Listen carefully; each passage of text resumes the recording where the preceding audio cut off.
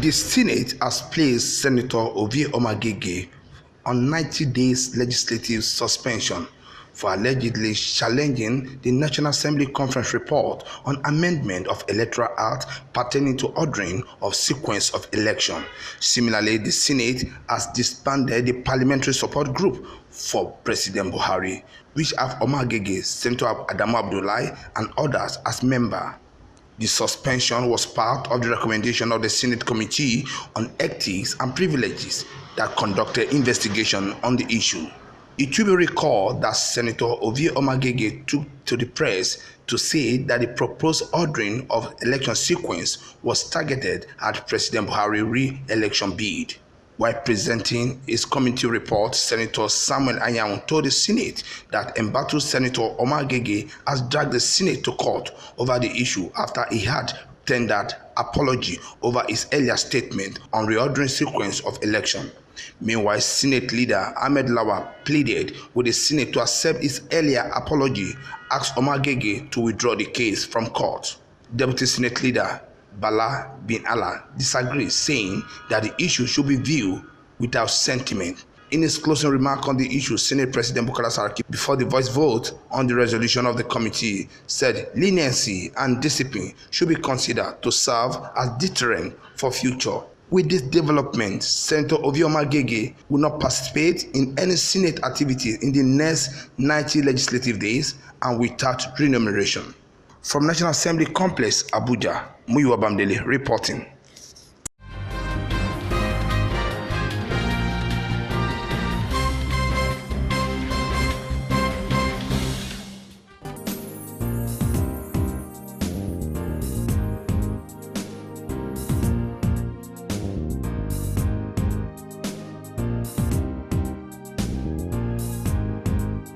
Nigeria and Ghana have agreed to intensify effort in curbing activities of criminal networking operation on cocaine route. Program Coordinator of United Nations on Drug and Crime, Marco Tezria, made this known during a meeting between the delegates of the two countries in Abuja.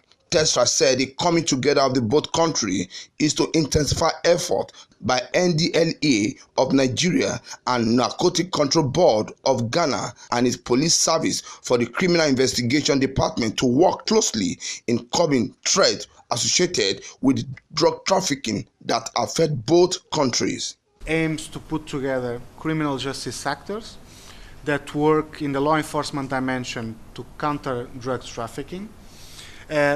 Between two major players in the region, which is the country is on the route, on the cocaine route to other parts of the world, which are Ghana and Nigeria. This second meeting is being held after the initial meeting that was held in Ghana in the end of February, where both countries and both delegations agreed on intensifying the cooperation in concrete case basis that touch common points of both countries, or criminal networks operating in both countries. In terms of context, this is part of the efforts that both Nigerian Drug Law Enforcement Agency, Narcotic Control Board from Ghana, and Ghana Police Services, the Criminal Investigation Department, are doing to curb the threats associated with drug trafficking that affects both countries. It was decided by both delegations that the responses could not be a pure national-led responses, but should be based in the common efforts between the two countries and the three organizations or institutions present in here. On his part, Director of Operations for NDLEA, Olugbenga Mabo, said the alliance between the two countries is to address the common threat about cocaine route. He said both countries are determined to narrow the space for criminals by exchanging of intelligence from experts. We realize that we have a lot to share with our colleagues from Ghana, and we are determined to narrow the space for the criminal, because if we cooperate, there will be the criminals that want to avoid Nigeria to go to Ghana will be checked. Criminals that want to escape from Ghana and come to Nigeria will be checked, because we will be exchanging intelligence, and will also be having joint efforts to thwart their activities. Meanwhile, the division supervisor, Ghana Narcotic Control Board, Leo Stanley, affirmed that the two countries will make the sub-region a safer place because the criminals work with cooperation and networking, and it is only in collaboration between Nigeria and Ghana that can solve the problem. He pointed out that the drugs serve as a channel of criminal activities all over the world, which give birth to terrorism and ammunition dealing. We want to make our sub-region a safer place. And the criminals work with cooperation and networking. And to overcome them, we must also work in the same manner and procedure. Drugs actually are the main fuel to a lot of criminal activities in the world over. Talk of terrorism, arms deal, and all the crimes have elements of drugs in it because of the fast means of making money in the drug trade. So what we're going to do and what we started doing in our main meeting here is to make strong the collaboration between Ghana and Nigeria with the help of UNODC to make sure we fight these criminals, preventing them from gaining from their drug trade, and to make our world a safer place. In actual fact, the best thing to fight crime is to share intelligence with one another in real time.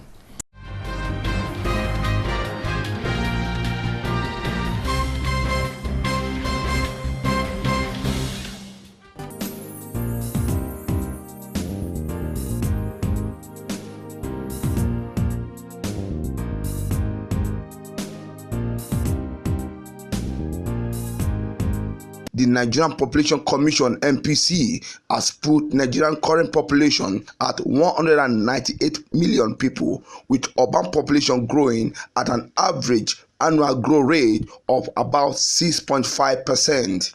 Chairman of NPC, Eze Duru Iyoma, stated this in the New York while delivering Nigeria's statement on sustainable cities, human mobility, and international migration at the 54th section of the Commission on Population and Development.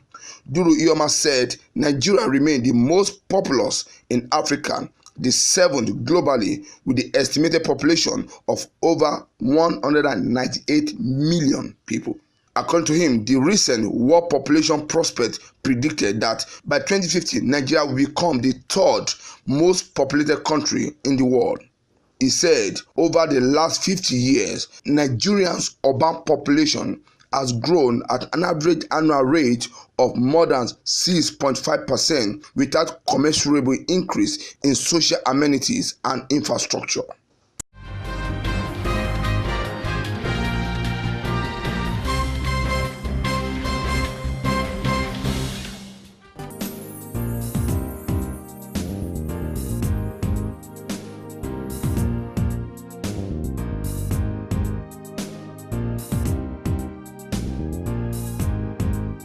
Wife of President Muhammadu Buhari, Aisha, has urged private medical institutions in Nigeria to reduce the high cost of their services. According to a statement by a spokesman, Suleiman Aruna, the president's wife made the appeal when the official of Association of General and Private Medical Practitioners of Nigeria visited her at the presidential villa, Abuja. Mrs. Buhari noted that many Nigerians who do not have access to public health services resort to private hospitals, which are very expensive. This, she said, has implications on not just the patients but nation's health indices. She also lamented the brain drain in the health sector, saying people traveled abroad mostly to be treated by Nigerian practitioners. She called for better working conditions for them so that they are encouraged to remain in the country. Mrs. Buhari recommended a public-private partnership whereby private sector can invest in the health sector and reduce the burden on the government.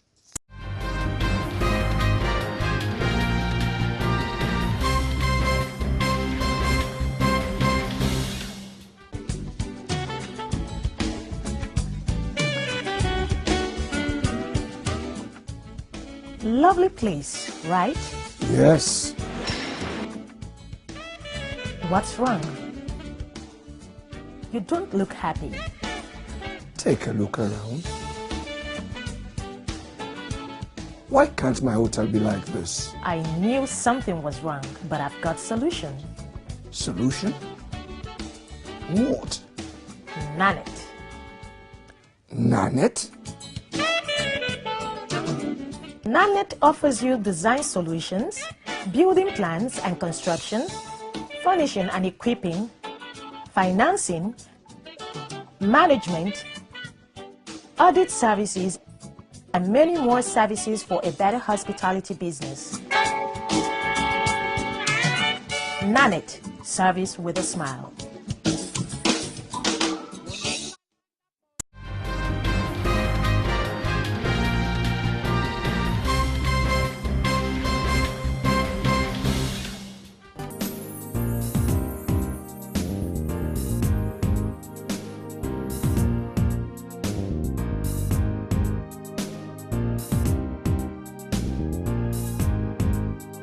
The National Publicity Secretary of APC, Malam Bolaji Abdullahi, has said that President Muhammadu Buhari is the only member of the party who has so far indicated interest to fly its presidential ticket. Abdullahi said they were delighted that President Buhari has finally declared his intention to recontest for the presidency.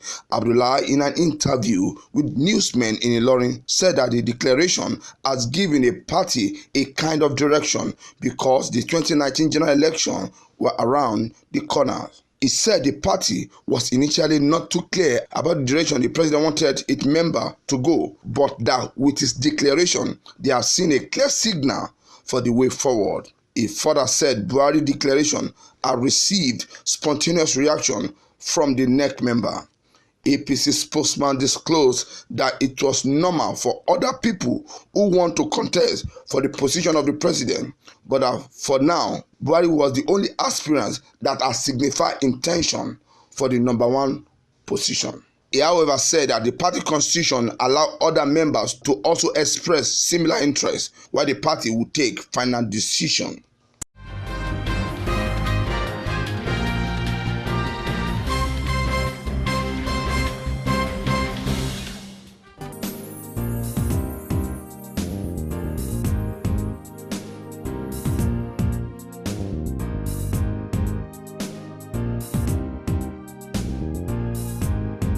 Chairman, Independent National Electoral Commission, INEC, Professor Mahmoud Yakubu, has confirmed that the Commission will not deploy the use of electronic gadgets to conduct voting during the 2019 general elections.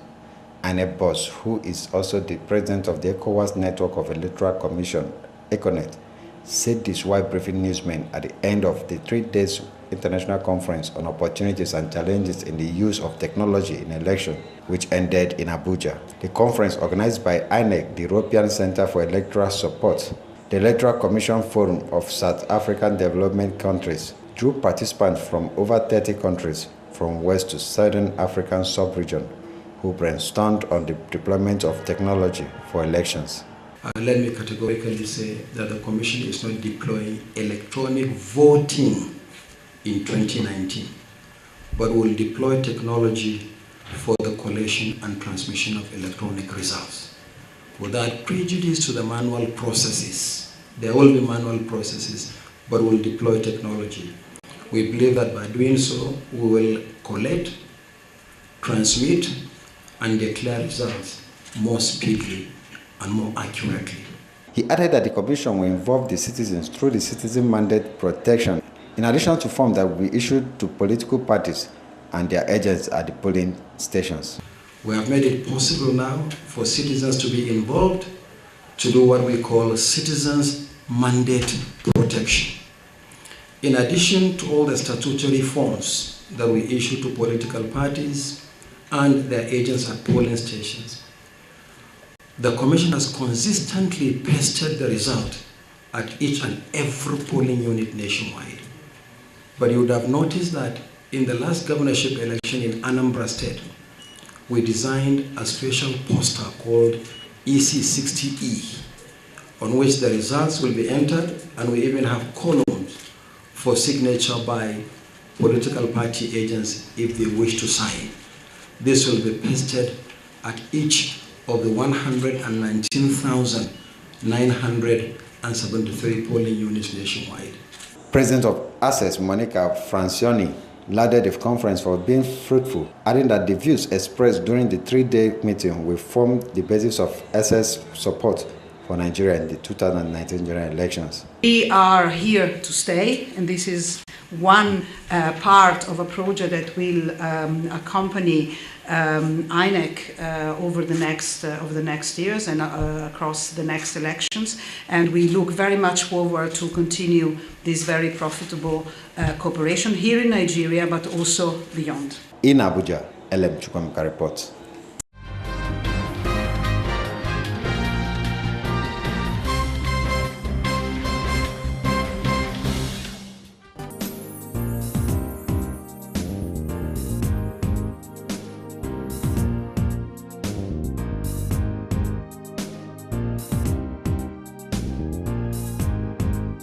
The president of Nigerian Senate, Bukola Saraki, has said that the country legislature is committed to the implementation of the 35% affirmative action, which translates to greater inclusion of women in both appointment and elective positions in government. Saraki said this when he received a delegation of the Conference of Female Parliamentarians in Nigeria in Abuja.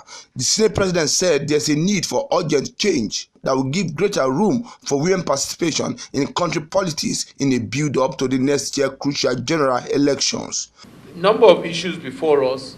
I believe, for example, I know one of the key issues, of course, is the gender equality bill, that I know you will have had it quicker and faster than this. But I believe when these kind of major issues are being done, sometimes it looks as if it is taking longer than expected. But I believe that at the end of the day, it's the result that matters. And I think it's important that we ensure that every part of the country has that understanding. I always say that in legislation, sometimes, as you all know, you might go in with 10, 15 requests in a bill, but sometimes you negotiate and see, because it doesn't begin and end there. It's something you do in steps and strides. Get where we get to a point. And I think everybody is on board on this issue of gender affirmation of 35%, and we must strive to see that happens in both in the area of appointment and elective as much as possible. Some of the members of the Conference of Women Parliamentarians speaks on the thrust of the delegation visit to the office of the Senate President. We are a very strong group advocating for inclusion of women in elective and appointive positions in the country. You will agree with me that the diminishing effect of women participation in politics is even affecting the growth and development of Nigeria. And until there is a deliberate attempt by those policymakers or those who are in charge to make sure that women are allowed, given free hands, free playing ground to contest and win election, and we have equal number of women and men in decision making, we will not improve in this slow space of development of Nigeria. We need greater political will from the policymakers, from the lawmakers, to be able to achieve the 35% affirmative action. And that's why we are here. Politicking has started now. And if we don't come now, before you know it, the men will take all the positions and they will leave us behind. A lot of us have done 3-4 times in the Houses of Assembly. We want to move up to the next level too. Of course. We are great planners, we are great thinkers, we are articulate, we are composed, we are focused, we are mothers. We want to grow Nigerian nation. We are not interested in corruption or destruction. We want to grow Nigerian nation. And that is why the conference of all Nigerian female state parliamentarians are here to let the Senate President know our mind. From National Assembly, Muyiwa Bamdele reporting.